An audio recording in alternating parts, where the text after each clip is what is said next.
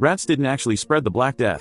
Recent studies have discovered that rats may not actually be to blame for this devastating plague that wiped out a third of 14th century Europe. So it's time to rat out the real culprit. Scientists at the University of Oslo conducted an experiment that assessed the potential transmission routes for the deadly pandemic. They discovered that the parasites that carried the disease were much more likely to have come from humans than rats. The model showing the disease spread by human fleas and lice matched the death rates of the actual Black Death much more closely than the parasite-carrying rats. Number 2 on the list. An apple never fell on Isaac Newton's head.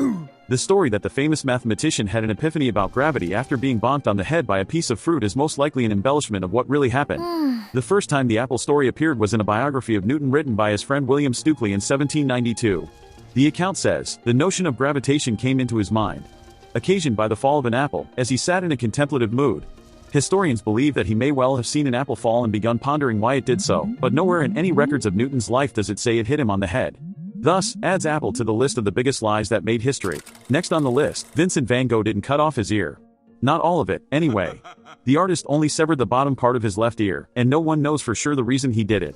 He was certainly suffering from severe depression at the time.